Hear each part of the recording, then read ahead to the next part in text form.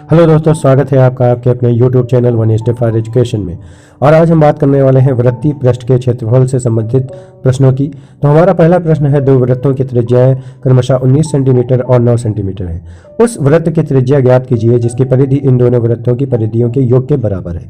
तो दोस्तों आइए शुरू करते हैं इस प्रश्न को हल करना। सबसे पहले हम अपनी कॉपी पर क्या करते हैं, आंसर को डाल लेते हैं। आंसर को डालने के बाद हम प्रश्न को ध्यानपूर्वक पढ़ते हैं और प्रश्न में दी हुई बातों को नोट करते हैं। जैसे कि हमें प्रश्न में दिया गया है कि पहले वृत्त की त्रिज्या 19 सेंटीमीटर है, तो हम लिख लेते हैं कि पहले वृत्त की त्रिज्या R1 बराबर 19 सेंटीमीटर। और इसी प्रकार से दूसरे वृत्त की त्रिज्या जिसे हम R2 मानते हैं वो दी है 9 सेंटीमीटर। अब हमें तीसरे वृत्त की त्रिज्या ज्ञात करनी है, तो हम तीसरे वृत्त की त्रिज्या को R मान लेते हैं क्योंकि ये हमें ज्ञात नहीं है, इसीलिए इसे R माना गया है।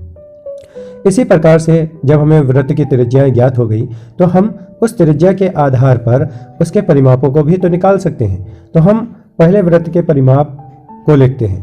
पहला वृत्त का जो परिमाप है वो क्या हो जाएगा, 2 पाई R1। इसी प्रकार से दूसरे वृत्त का जो परिमाप होगा वो उसी के अनुसार 2 पाई R2 हो जाएगा। और तीसरे वृत्त का जो परिमाप होगा वो हो जाएगा 2 पाई R। जैसा कि हमें प्रश्न में बताया गया है कि दोनों वृत्तों का जो परिमाप है वो बड़े वाले वृत्त यानी कि तीसरे वाले वृत्त के परिमाप के योग के बराबर है।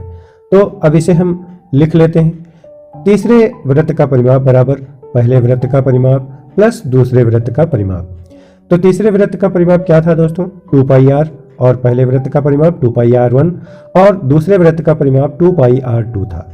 अब अगर हम इसे हल करें तो हम देखते हैं कि इस दूसरे वाले हिस्से में यानी कि RHS वाले पार्ट में 2 पाई R कॉमन है।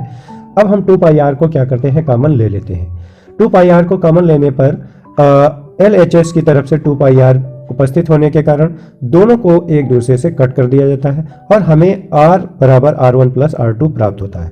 अब हम R1 का मान 19 रख देते हैं, R2 का मान 9 रख देते हैं और दोनों का योग कर देते हैं।